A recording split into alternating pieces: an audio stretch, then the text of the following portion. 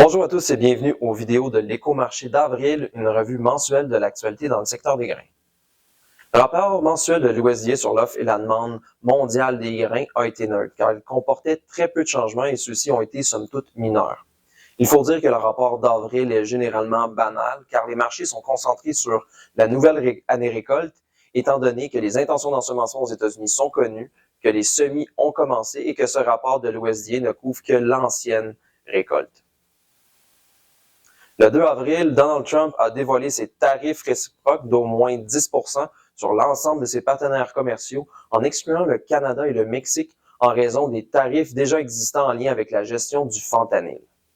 Le 9 avril, Trump faisait marche arrière en retardant l'application de ses tarifs de 90 jours pour l'ensemble des pays, sauf un, la Chine.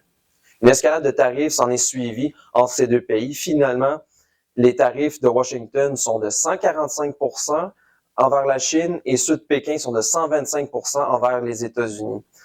Et ceux-ci s'additionnent aux tarifs qui sont déjà existants sur certains produits agricoles américains.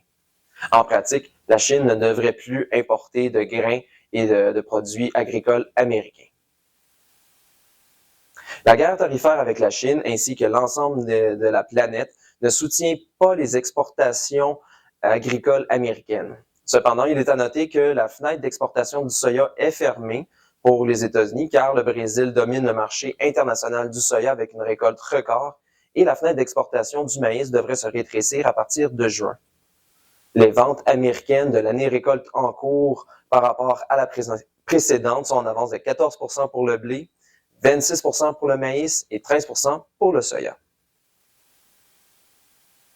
Aux États-Unis, la proportion de terres anormalement sèches se situe à la fin avril à 34% dans le Midwest et 79% dans les hautes plaines, comparativement au mois passé à respectivement 65 et 83%. Dans l'Ouest canadien, les précipitations ont été entre près de la normale et supérieures à celle-ci dans la partie sud de la Saskatchewan et de l'Alberta et inférieures à celle-ci dans la partie nord de ces deux dernières provinces et au Manitoba.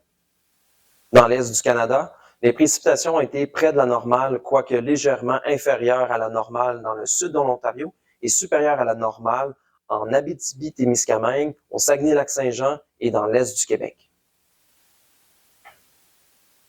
Les importations chinoises de soya en mars dernier ont été les pires d'importation pour un mois de mars depuis 2008, en raison d'un retard des récoltes au Brésil et de la guerre commerciale avec les États-Unis.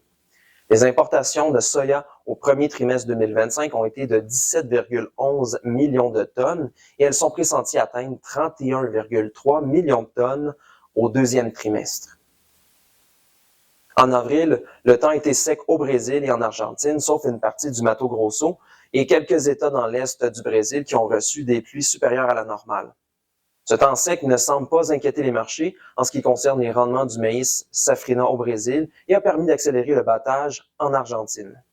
D'ailleurs, les récoltes sont terminées à 14% pour le soya et 30% pour le maïs, comparativement à la moyenne des 4 dernières années à respectivement 33 et 20%.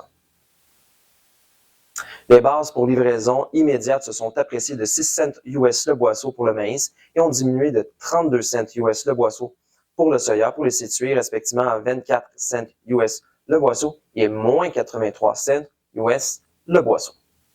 Ce fut un aperçu du mois d'avril. J'espère que cela vous a plu.